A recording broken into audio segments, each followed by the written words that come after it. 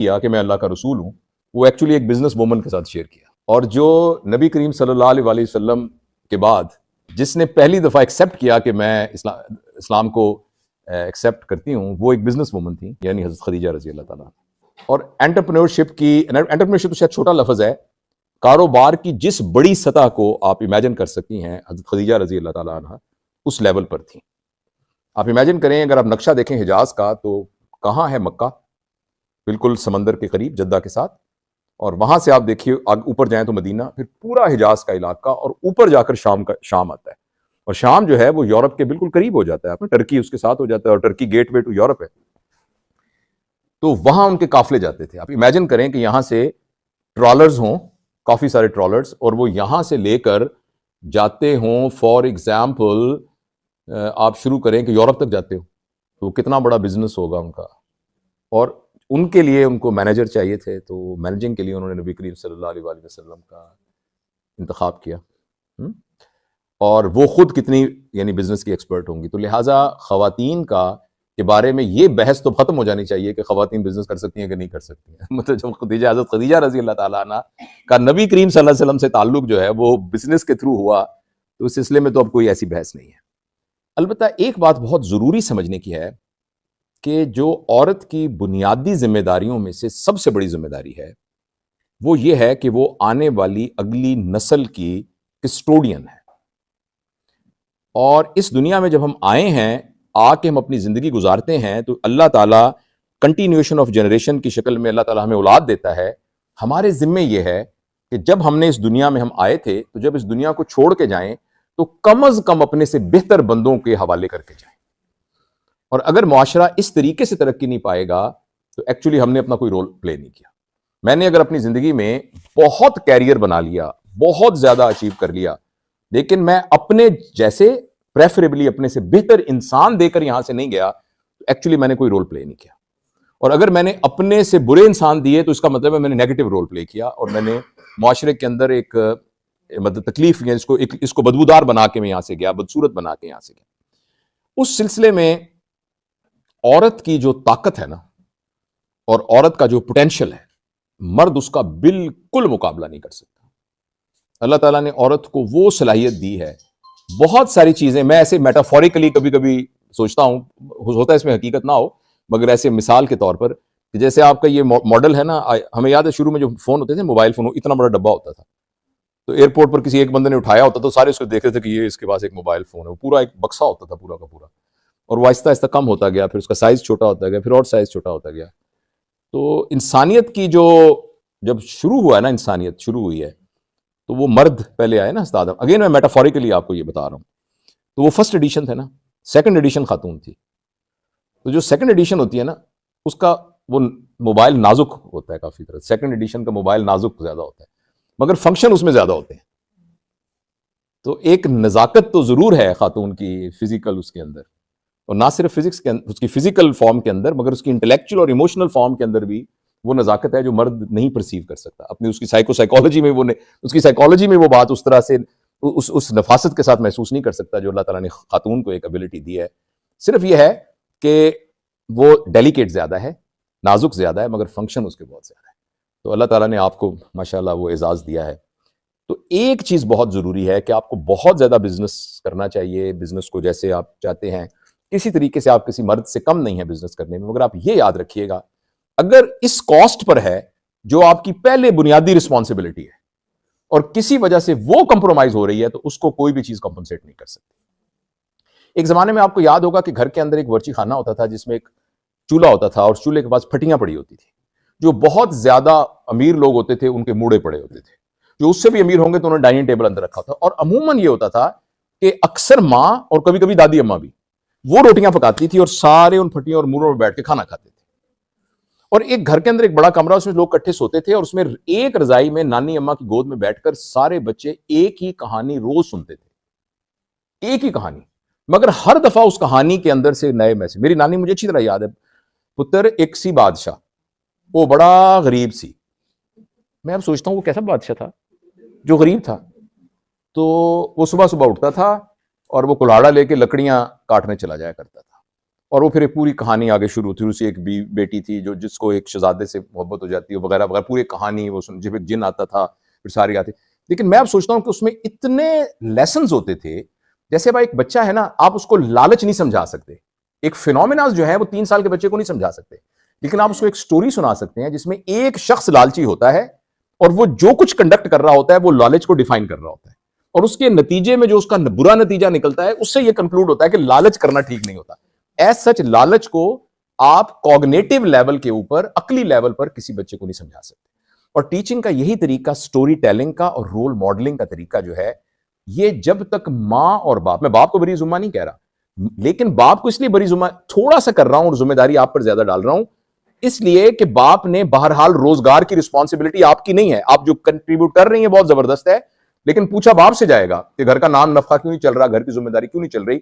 लिहाजा हम उसको थोड़ा सा बरी जुम्मा कर सकते हैं बच्चों के सिलसिले में वक्त के हिसाब से, लेकिन मां का कोई एक्सक्यूज नहीं है। अब हुआ यह कि चूंकि घर के अंदर जरूरियात कम थी, कम वसाइल के अंदर गुजारा हो जाता था, इंसान लालची नहीं था और इंसान एक दूसरे के साथ कंपीट करता था, मगर वो ब्रांड, सूटों के ब्रांडों पर कंपीट नहीं करता था और जेवरात पे कंपीट नहीं करता था, उन चीजों पर कंपीट करता था जिनको पैसों से नहीं खरीदा जा सकता। कि उस घर में ईमानदारी ज्यादा है तो मेरी ईमानदारी क्यों नहीं है, ये सच बोलता है तो मैं सच क्यों नहीं बोलता, हमारे घर में वो वैल्यू सिस्टम क्यों नहीं है जो दूसरे, तो इंसान वैल्यू सिस्टम में एक दूसरे को कंपीट करता है। जब से इंसान ने अपने वैल्यू सिस्टम को चेंज किया तो अब हमारी कंपटीशन है इस बात पर कि किसकी गाड़ी बड़ी है, किसकी गाड़ी छोटी है, किसके पास जेवर कम है, किसने कहीं ऐसा तो नहीं एक ही फंक्शन में यही सूट पिछले फंक्शन में पहना था, इस फंक्शन में नहीं पहना हुआ, ये फलां नहीं किया हुआ। तो इस तरह की बातों की वजह से, वसाइल कम होने की वजह से, औरत को इसलिए नहीं कि उसके अंदर पोटेंशियल मौजूद था, इसलिए कि जरूरत बहुत है, औरत को भी काम करना पड़ गया।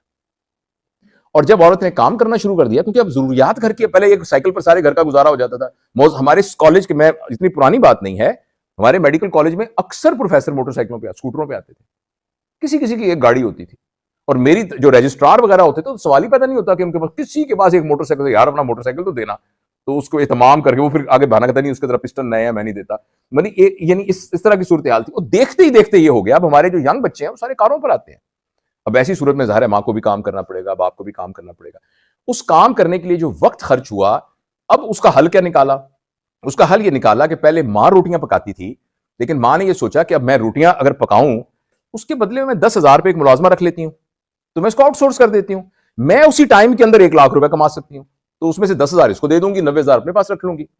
फिर माँ घर की सफाई करती थी, तो अब यह है कि कोई माँ को सफाई करने की क्या जरूरत है, उसको आप आउटसोर्स कर दें, उसको भी आपने आउटसोर्स कर दिया।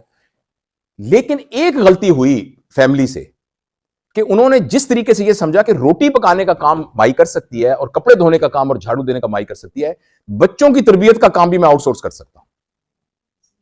और चूंकि हमारे पास पैसे हैं, लिहाजा एक ऐसा स्कूल है कि जिसमें टीचर कहती हैं सिट डाउन, शेक हैंड करो, डोंट डू इट, इस तरह की अंग्रेजी बोलती हैं, और उसकी फीस है बहुत सारी। तो मैं वो फीस देकर अपने बच्चे को ये वाली बातें सिखा के ना, ट्विंकल ट्विंकल लिटिल स्टार, और मैं उसको फिर वो मैं आउटसोर्स कर दूंगी।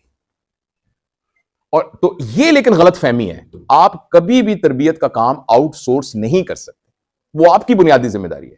महंगे से महंगा स्कूल, ये पार्ट टाइम ट्रेनिंग इंस्टीट्यूशन जरूर है, मगर फुल टाइम ग्रूमिंग इंडस्ट्री जो है वो घर ही है। और जिस वक्त हम बच्चे को मुसीबत डालते हैं कि उसको याद कराएं कि तुर्की का दारुल हुकूमत कौन सा है, बरतानिया के सिक्के का क्या नाम है, ये उसको इनडायरेक्ट डायरेक्ट टेंस को सिखाएं, उसको सारी बताएं, ये बताएं कि नून का नुक्ता कहां डालना है और मीम की डुंडी लाइन से ऊपर होगी कि नीचे होगी। ये एक्चुअली वो वक्त था जब बच्चे ने तितलियां पकड़ना सीखनी थी, मट्टी के अंदर माँ के साथ बैठ के घरौंदे बनाने थे, और घर के अंदर बैठ के बर्तन साफ करने थे, और रिलेशंस को, फूफी को पहचानना था, चाची को पहचानना था, अस्पताल में बीमारों का पता करना था, इस तरह जानवरों के बारे में देखना था, पौधों को देखना था, सब्जियां उगानी थी, ये सीखना था जूता कैसे पॉलिश करना है, ये सीखना था दादा अबू की दवाइयां किस वक्त पहुंचानी है। ये वो तरबियत थी जो कि एक फैमिली के उसमें होने की जरूरत थी। तो ये बात प्लीज मैं आपसे कन्वे करना चाहता हूं। अल्लाह ताला आपको बहुत पैसे दे, लेकिन अगर आप अपने बच्चों की तरबियत को महंगे स्कूल पे आउटसोर्स कर रही हैं, तो बेसिकली मैं आपको पूरी जिम्मेदारी के साथ, विद साइंटिफिक बैकग्राउंड, सारे एविडेंस के साथ ये बताता हूं कि 5 साल की उम्र तक उसमें इररिपेयरेबल लॉस हो जाएगा। जो उसका पैटर्न बनना है वो 5 साल की उम्र में बनना है, और वो बिल्कुल तबाह हो जाएगा वो पैटर्न, और उस पैटर्न पे चला जाएगा कि हमारे कंट्रोल नहीं होगा। अच्छा, यहां तक नहीं, फिर एक और खतरनाक बात हुई। वो जो अब्बा ने साथ बैठ कर ना कुछ बातें करनी थी और अम्मी ने जो गोद में बिठाकर बातें करनी थी और पकड़ो पकड़ो पकड़ो और यानी वो खेलना था, फेंक के पकड़न पकड़ाई खेलनी थी और आंखें बंद कर ली और ढूंढो, सब कुछ करना था। उसके लिए टाइम नहीं है। एक एंटरप्रेन्योर खातून को तो उसने ईमेल्स का जवाब देना है, उसने बिजनेस करने हैं, उसने टारगेट्स अचीव करने हैं, उसने मीटिंग्स अटेंड करनी है, तो उसने कहा इसको भी आउटसोर्स कर देते हैं। और उस आउटसोर्स करने के लिए जो सबसे बड़ी खतरनाक बात की कि चूंकि हमारे पास पैसे हैं तो बेटे को एक नया अब्बू ले देते हैं और एक नई अम्मी ले देते हैं। अब इस बात पर हम सारे मुस्कुराए हैं, लेकिन एक्चुअली ये जो हम अपने बच्चों को ये लेके दे रहे हैं ना, ये ऑल्टरनेट टू अब्बू और अम्मी लेके दे रहे हैं। और आपके अब्बू के साथ अपने याद करें सब अपने अब्बू को, आपके अब्बू ने जब भी आपसे बात की होगी भली बात की, आपके अब्बू ने हमेशा, और आप बहुत ध्यान से अपने अब्बू से बात करते होंगे, अपनी अम्मी से अदब से बात करते होंगे। जब इस अब्बू को आप खोलेंगे, हो सकता है कि आपकी 5 साल की बच्ची इसमें एक नीम बरहना औरत को नाचते हुए देखे और आप उसको नहीं रोक सकते। और इस मोबाइल की नीयत आपकी बेटी के अखलाक को खराब करने की नहीं है, बिल्कुल कोई हम उस पर नहीं कहते, कोई वल्गैरिटी फैलाने की नहीं है। इसका काम सिर्फ ह्यूमन साइकोलॉजी को पकड़ना है। और आपकी बेटी ने अगर थोड़ी देर, या मेरी बेटी ने थोड़ी देर ज्यादा देर तक वो वीडियो देख ली, तो शाम तक इंशाल्लाह 6 उस तरह की वीडियो आ जाएंगी। और उसका मतलब उस बच्ची को बरहना औरतें दिखाना नहीं है, जो नीचे एक इश्तिहार चल रहा है वो सबकॉन्शियसली उसके दिमाग में डालना है। आप खाना काबा की अजान की वीडियो को भी आधा घंटा 15 मिनट देख लें तो आपको शाम तक खाना काबा की वीडियो आना शुरू हो जाएंगी। यानी मैं ये नहीं कहा जो भी आप देखना शुरू करें, लेकिन आप इस बात को फिल्टर कर सकते हैं, छोटा बच्चा इसको फिल्टर नहीं कर सकता। और हमें पता ही नहीं है कि हमारे बच्चे क्या देख चुके हैं। देखने पे कोई प्रॉब्लम नहीं है, क्या उनका मेंटल फ्रेमवर्क बन गया है। किसी ने कहा कि अगर आप वाहियात किस्म की वीडियो अपने बच्चों को देखने का मौका देंगे तो उनका इखलाक खराब होगा। तो हमारे एक उस्ताद हैं, उन्होंने कहा बिल्कुल गलत कह रहे हैं, बच्चों का इखलाक खराब नहीं होता, बड़ों का इखलाक खराब होता है, बच्चों का मिजाज खराब हो जाता है। मिजाज का मतलब यह है कि वो उसको बुराई नहीं समझते। कभी आपने नोट किया, हम स्कूल कॉलेज में पढ़ते थे, सर यूनिवर्सिटी में, दुनिया की यूनिवर्सिटी में गए हैं, पढ़े हैं, वलायत में, हर जगह पर, कभी आपने देखा कि लड़कियां लड़कों को यूं कहा यार क्या बात है यार, है यार, कभी नोट किया आपने? और अब आप देखें लड़कियां कैसे स्कूलों में, कॉलेज में, मैं पढ़ाता रहा हूं मेडिकल कॉलेज में। अच्छा, अब ये मैं ये नहीं कह रहा कि किसी बदनीति से कह रही है, मैं ये नहीं कह रहा कि खुदा ना खास्ता, उनके मिजाज में ये बात आ गई है। ये उनका अखलाक नहीं खराब हुआ, उनका मिजाज खराब हो गया, उनके सही गलत की पहचान खराब हो गई। अब देखते नहीं है कि क्या हमारी तहजीब से मुतसादम कितनी ऐसी चीजें जो हमारे घरों में हो रही हैं। आपने महसूस नहीं किया, एक जमाने में लोग औरतों का नाच देखने जाते, अब एडल्ट हैं और मेरी बेटियों बहनों की तरह हैं, औरतों का नाच देखने जाते थे और औरतें नाचती थी, और वो कोई ऐसे बदअखलाक औरतें, मतलब कि कोई वो सिर्फ नाचती थी और लोग उनको पैसे देते थे और नाचते थे। आप कभी अपने, मैं भी और अपनी भी, हम खानदान की वीडियो शादियों की निकाल के देख लें, क्या हमारी अपनी औरतें वैसे नहीं नाच रही होती और सब लोग उनको देख नहीं रहे होते? मेहंदियों के फंक्शनों में क्या हो रहा होता है, शादियों में क्या हो रहा है, सब it become part of the family. अच्छा, लेकिन जो कर रहा होता है तो उसको बुरा भी नहीं समझ रहा होता, इसलिए नहीं कि उसका अखलाक खराब है। हम ये नहीं कहते, हो सकता है नमाज पढ़ के ईशा की उसने ये बिस्मिल्लाह करके काम शुरू किया, लेकिन उसका मिजाज खराब हो चुका है। अखलाक नहीं खराब हुआ, मिजाज खराब हो गया, उसका वैल्यू सिस्टम खराब हो गया है।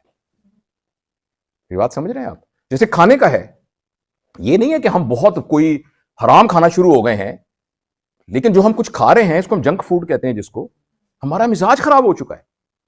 मतलब हमारे बच्चे भिंडी के साथ रोटी नहीं खा सकते, कद्दू के साथ हम सालन नहीं खा सकते, ठीक है ना? और जिसको हमारे सलमान आसिफ सिद्दीकी साहब ने उस खुराक का नाम जंक फूड का उर्दू तर्जुमा किया है गैर तैयब खुराक। तो वो गैर तैयब खुराक हम उसको खा रहे हैं, तो यानी मिजाज खराब हो गया। और ये इसलिए कि वो जो घर में एक फैमिली का बॉन्ड था, जिसमें उस तहजीब को माँ के पोटों के लम्स के जरिए से ट्रांसफर होता था बच्चे के मिजाज के अंदर, वो सारी की सारी चीजें ट्रांसफर होती थी, वो जो तहजीब ट्रांसफर होती थी वो जानी शुरू हो गई है, जिसके नतीजे में हमारे आने वाली नस्लें, इसके बारे में पूरी दुनिया में रिसर्च हुई है। और हम लोग ना हर चीज को 50 साल पीछे होते हैं। आपके इल्म में है कि बरतानिया में मोबाइल फोन स्कूलों में बंद है, ना उस्ताद इस्तेमाल कर सकता है, ना ऑस्ट्रेलिया ने रिसेंटली बंद कर दिए, बंद कर दिए हैं, बिल्कुल मोबाइल इस्तेमाल ही नहीं हो सकते। अब अरब मुल्कों में जाके देखें, अब वो व्हाट्सएप पे कॉल नहीं कर सकते। लोगों को बहुत पता है कि क्या चीज खतरनाक है, कितना इसका है, बहुत फायदे की चीज, इसमें कोई शक नहीं है, बहुत फायदे की चीज है, इंफॉर्मेशन और कम्युनिकेशन के लिए बहुत फायदे की चीज है। लेकिन एंटरटेनमेंट के लिए इससे खतरनाक एंटरटेनमेंट टूल कोई नहीं है। आप देखें, सऊदी अरब में नहीं कर सकते आप, दुबई में आप नहीं कर सकते, चाइना में नहीं कर सकते आप। तो लोगों को पता है अपनी कौम को हमने कैसे, लेकिन हमने इसके सिलसिले में बड़ी कोताही की है। जिसके नतीजे में फिर हमारे बच्चों में, आप खुद अपने झांक के देख लें, मतलब बहुत तकलीफ दे चेंजेस बच्चों के अंदर आ रही है, उनके वैल्यू सिस्टम के अंदर बहुत तब्दीली आ रही। अगर हमने उसको नहीं संभाला तो चाहे आपने जितनी मर्जी जायदाद बना ली, जितने मर्जी आपने पैसे कमा लिए, जितना मर्जी आपका बैंक बैलेंस ऊपर हो गया, मैं दुआ करता हूं कि आप बिलियनर्स बने, मैं चाहता हूं कि पैसा बहुत रोल हो, लेकिन प्लीज इस एंटरप्रेन्योरशिप के चक्कर में इसमें ना पड़िएगा कि at the cost of your family.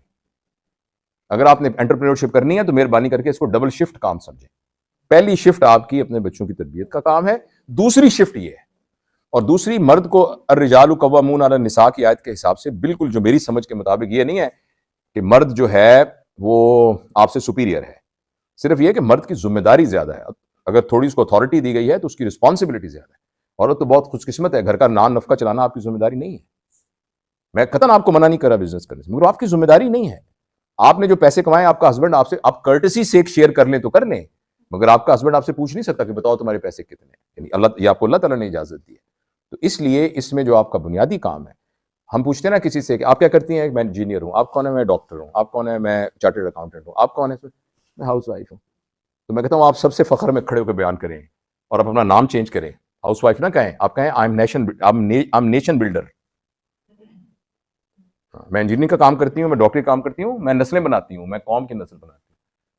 तो इसलिए तो एक तो ये गुजारिश करनी थी। आई एम श्योर कि आप समझ गए होंगे कि एक हमारा बैलेंस क्या है जो हमने रखना है, एक क्रिटिकल लाइन क्या है जिसको हमने ड्रॉ करनी है। अगर आप फिजिकल टाइम अपने बच्चों को नहीं दे पा रही हैं अपने बिजनेस की वजह से या किसी भी वजह से फॉर दैट मैटर, तो प्लीज आप और ये देखिए कि बच्चों को हर वो चीज लेके देनी इसलिए कि आप अफोर्ड करती हैं, ये सबसे ज्यादा खौफनाक अमल है जो आप अपने बच्चे के साथ कर सकते हैं, कि उनको इस बुनियाद पर हर वो सहूलत फराहम करना कि वो सहूलत आप लेने के आपके पास माली वसाइल मौजूद है। हाँ, उसकी और रीजंस हो सकती हैं, जरूरत हो सकती है, उसकी और रीजन फिर तो और बात है, लेकिन सिर्फ अगर उसकी बुनियाद यह है कि चूंकि आप अफोर्ड कर सकते हैं इसलिए आप कर रहे हैं, ये उन बच्चों को अपाहज बनाने वाली बात है।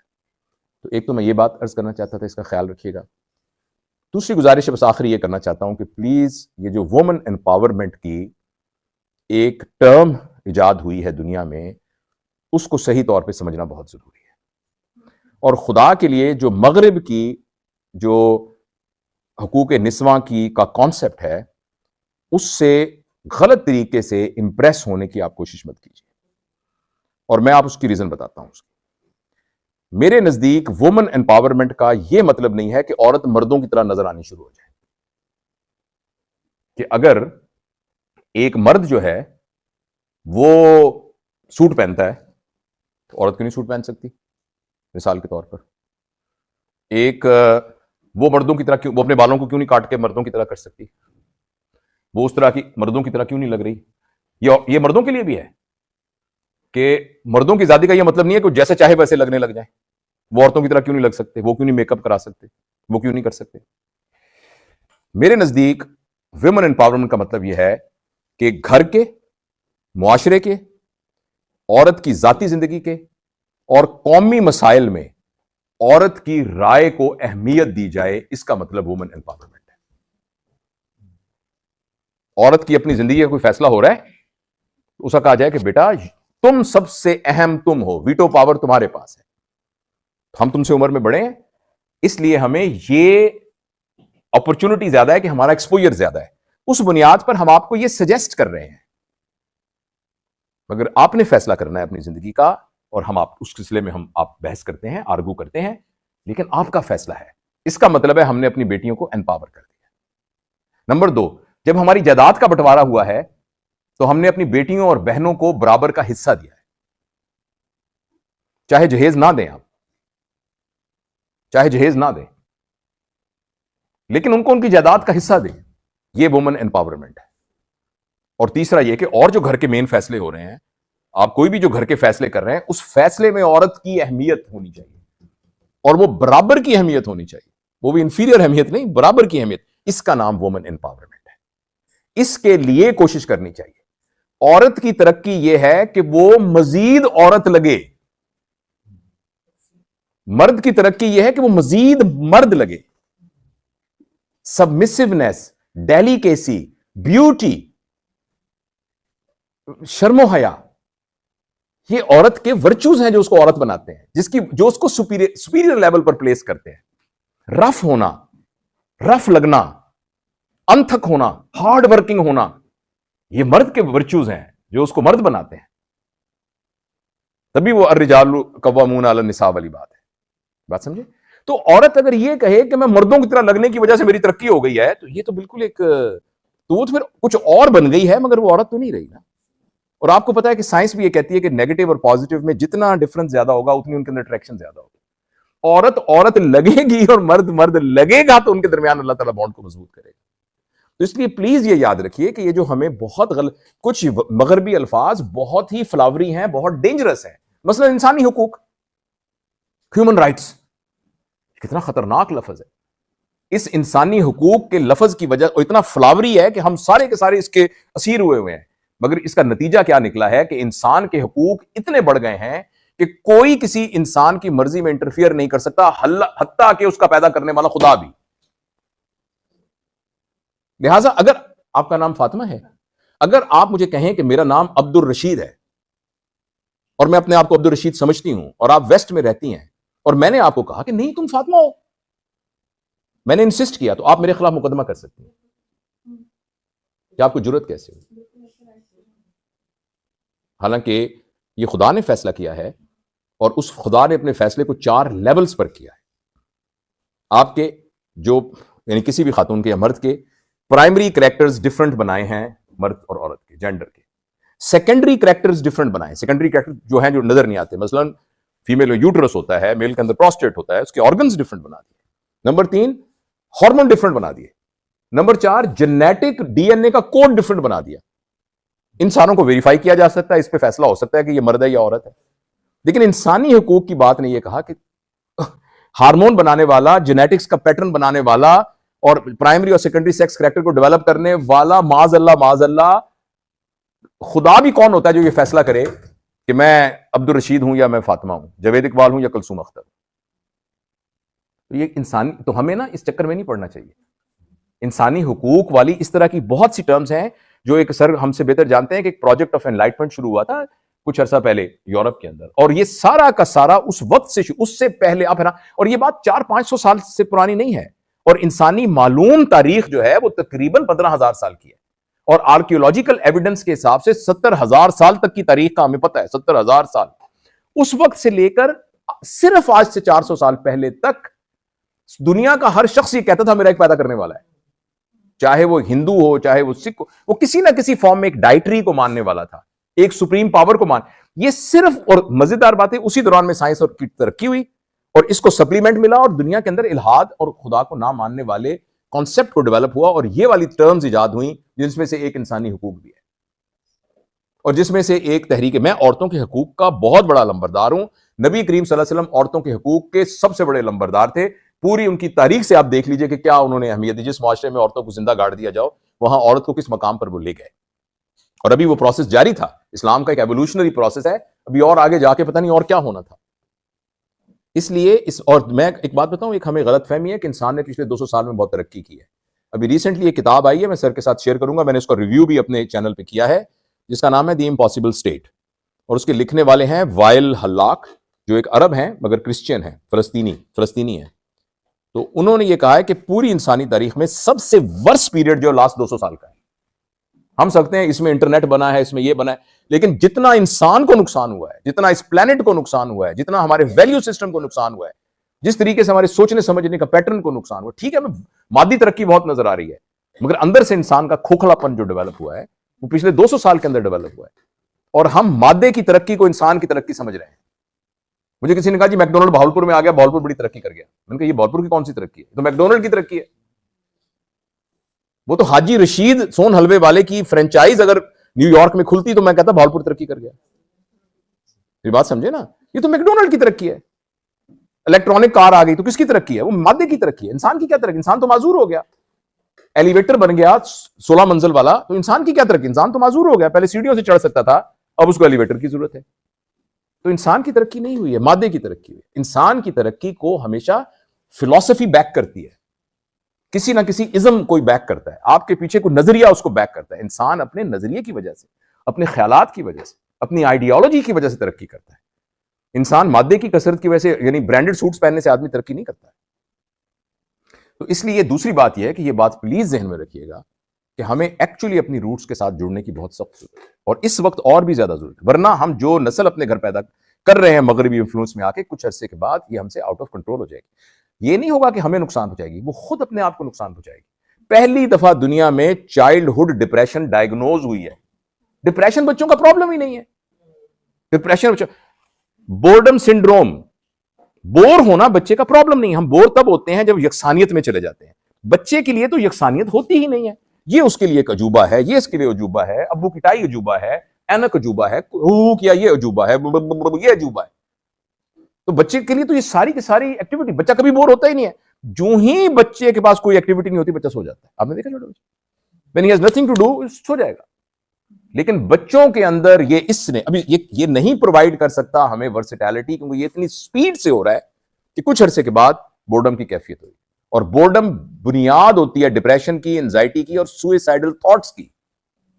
और यंग एज जुवेनाइल सुइसाइड्स की, उसकी तादाद दुनिया में बढ़ रही है। तो इसलिए बहुत जरूरी ये बात है।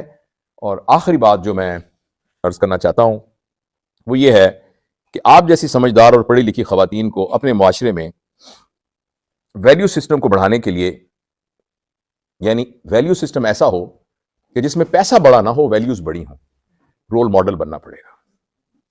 और रोल मॉडल बनने के लिए प्लीज अपने घरों के अंदर वो तमाम चीजें जो पैसे को सेलिब्रेट करती हैं, वो तज़किरे जो पैसे को सेलिब्रेट करते हैं, वो खवातीन के मुंह से घर में खत्म होने चाहिए। अगर हमारे घर में हर वक्त यही हो, कपड़े कौन से, कहां सेल लगी है, कौन सा ब्रांड, मिसेस फलां ने फलां घर में कौन सा सूट पहना था, तो मैं आपको यकीन दिलाता हूं आप जो मर्जी करते रहें। माशाल्लाह कारी साहब हमारे घर में बच्चों को पढ़ाने आते हैं, सुनाओ अताहियात सुनाओ, दुआए कुनूत सुनाओ, ये जो मर्जी करते रहें, this will be on the lips only. बच्चे की वैल्यू सिस्टम वही पैसे वाले होंगे। वो यही सोचेगा कि ब्रांड सूट। मां अगर कहेगी कि मैंने मेहंदी पे और सूट बनाना है, शादी पे और सूट बनाना है, वलीमे पे और, अगर मैं गई तो मेरी क्या इज्जत रहेगी? आपकी बच्ची कभी भी उस वैल्यू सिस्टम को फॉलो नहीं करेगी। मिनिमलिज्म, सादगी को इख्तियार करना और ये रोल मॉडल करना, ये हम तमाम बेटियों और बहनों से हम तवक्को रखते हैं। और ये इसमें इज्जत होती है, और इसमें बहुत बड़ी इज्जत होती है। और हमारे यहां अब ये बहुत जरूरी हो गया है कि हम brand consciousness actually bad value system का एक इंडिकेटर है छोटा सा। और ये मगरबी दुनिया को इसलिए सूट करता है कि उनकी सोसाइटी कंज्यूमर सोसाइटी, वो कैपिटलिस्ट सोसाइटी है। वहां पैसे को सर्कुलेट करना बहुत, जब भी हम ब्रांड की चीज खरीदते हैं हम उस वक्त खरीदते हैं जब हमें उसकी जरूरत नहीं होती। यानी मैं नया मोबाइल जब खरीदता हूं तो मैं इसलिए नहीं खरीदता कि इस नए मोबाइल की मुझे जरूरत है, मसला यह है कि ये नया ब्रांड आ गया है। हम जब नया सूट खरीदते हैं, नया एक शनाइल का नया सूट आया या फलां का नया सूट आया, तो एक्चुअली ये नहीं होता कि हम एक्चुअली घर में कपड़ों की वजह से हम बरहना है, हम सर्दी को ढांप नहीं सकते, नहीं, चूंकि नया ब्रांड आया हुआ है। और ये फिलोसॉफिकली अगर आप देखें तो ये हमारे वैल्यू सिस्टम को टोटली अपसाइड डाउन करने वाली बात है। तो इसलिए मैं आपसे ये अर्ज करूंगा कि घरों में अपने तज़किरों को प्लीज चेंज कीजिए। हमारे घरों में ये गुफ्तगू होनी चाहिए जो हमारे बच्चों के लिए रोल मॉडल डेवलप करे। अगर पूरे दिन में एक भी हमारी गुफ्तगू ऐसी नहीं हुई जिसने बच्चे को यह बताया कि हमारा रोल मॉडल कौन है, घर में सारा दिन गुफ्तगू हुई जिसमें टीवी में ड्रामा लगा हुआ था, फेसबुक पे क्या हुआ था, तो उस बच्चे का क्या रोल मॉडल बनेगा? मैंने एक स्टडी की, 1800 कंसेक्टिव बच्चों से पूछा मैंने अपने चैनल में, कहा तुम बड़े होकर क्या बनना चाहते हो? कुछ लोगों ने बच्चों के सवाल का कोई जवाब नहीं बताया, कुछ भी नहीं, चुप, क्या बनना चाहते हैं? कुछ भी नहीं पता, अब्बू को पता है, अम्मी को पता है। और जो कुछ ने बताया, जो पूरा डाटा स्टैटिस्टिकली कैलकुलेट किया, उसमें से बहुत सारे लोग जो हैं वो अदाकारों और अदाकारों के तरह से बनना चाहते थे। बहुत सारे फुटबॉल के प्लेयर बनना चाहते थे, कुछ तरह बनना चाहते थे। सिर्फ एक बच्ची ने मुझे कहा मैं हज़रत फातिमा की तरह बनना चाहती हूँ, छोटी सी बच्ची थी। मैंने कहा क्यों बनना चाहती हूँ? मैंने फिर उसको रिकॉर्ड किया फटाफट। उसने कहा इसलिए कि वो बहुत डिटरमेंट थी। 8-9 साल की बच्ची थी, कहती बहुत डिटरमेंट थी, उन्होंने बहुत टफ लाइफ गुजारी और बहुत डिटरमेंट लाइफ गुजारी, तो वो मेरी आइडियल है। आप अपने बच्चे से पूछो कि आपके बच्चों के आइडियल्स कौन है, तो जब तक आप उनको एक आइडियल को ग्लोरीफाई करके घर में तज़किरों में नहीं करेंगे, आप चाहे घर में आइंस्टाइन का तज़किरा करें, आप ये मत समझिए कि मैं आपको सिर्फ मजहबी गुफ्तगू करने के लिए कह रहा हूं। आप घर में एडिसन का जिक्र करें, आइंस्टाइन का जिक्र करें, आप उनको सेगमेंट फ्राइड के बारे में बताएं, आप फैज अहमद फैज के बारे में बताएं, आप गालिब के बारे में बताएं, मीर के बारे में बताएं, कायद आज़म के बारे में बताएं। लेकिन बच्चियों को हज़रत फातिमा के बारे में बताएं, खदीजा के बारे में बताएं, हज़रत खालिद बिन वलीद के बारे में बताएं, हज़रत बिलाल के बारे में बताएं, जिनकी तो घर में जब तक हम रोल मॉडल्स के बारे में गुफ्तगू नहीं करेंगे उस वक्त तक हमारे बच्चों के रोल मॉडल बहुत बुरे डेवलप हो गए। बस ये चंद गुजारिशात थी, मैं इसकी समरी आपसे अर्ज करता हूँ। पहली बात मैंने अर्ज किया है कि आप सब लोग, बहुत ही मुबारकबाद आपको कि आप कंट्रीब्यूट कर रहे हैं अपनी सलाहियतों को। दूसरी बात यह कि प्लीज़ ये मत भूलिएगा कि आपकी प्राइमरी, और ये बहुत बड़ी कंट्रीब्यूशन है, प्राइमरी रिस्पॉन्सिबिलिटी एक नेशन को बिल्ड करना है, और उसके लिए आपका पैसा आपकी अजमत को कॉम्पनसेट नहीं कर सकता। जितनी आप अजीम हैं, पैसा जितना भी ज्यादा हो जाएगा वो आपकी अजमत को कॉम्पनसेट नहीं, आपकी इफेक्टिविटी को कॉम्पनसेट नहीं कर सकता। पैसा कॉम्पनसेट नहीं, आप आउटसोर्स कर ही नहीं सकते। ये वो चीज है जो आउटसोर्स कर ही नहीं सकते। आपके बच्चों की तालीम सिर्फ एक सूरत में आउटसोर्स होगी, अगर आपके, मेरे बच्चों की तालीम आउटसोर्स सिर्फ सूरत में होगी अगर मेरे बच्चे यतीम हो जाए, कि मैं हूं ही ना। अल्लाह आपको लंबी जिंदगी दे, मैं ये बात आपकी तरफ से डायरेक्ट करके नहीं कर सकता। अल्लाह आपको लंबी जिंदगी दे। आपके बच्चे तरबियत के लिए किसी और के मोहताज सिर्फ उस सूरत में है कि अगर आप इस दुनिया में नहीं है। अगर आप मौजूद हैं इस सिलसिले में, तो आपको एक्चुअली आपके बच्चों का ये राइट है कि आप उनके तरबियत, और ये राइट 18 साल तक है। ये भी बताओ, इसका एक बिल्कुल पैराडॉक्स ये है, 18 साल के बाद प्लीज अपनी जिम्मेदारी को उनसे उठा लीजिए, उसके बाद उनको छोड़ दीजिए प्लीज, फिर अपने पेरेंटिंग को इस तरह करके ना रखिए। 18 साल बाद उनको अपनी जिंदगी जीने दीजिए। लेकिन 18 साल तक आपने अगर सही तरीके से किया तो वो बच्चा आपको अपना मेंटर बना के जिंदगी गुजारेगा सारी जिंदगी। तो ये कुछ गुजारिशात थी। तो अगले 5-10 मिनट में अगर कोई सवाल हो और मुझे उसका जवाब आता हो तो मैं जरूर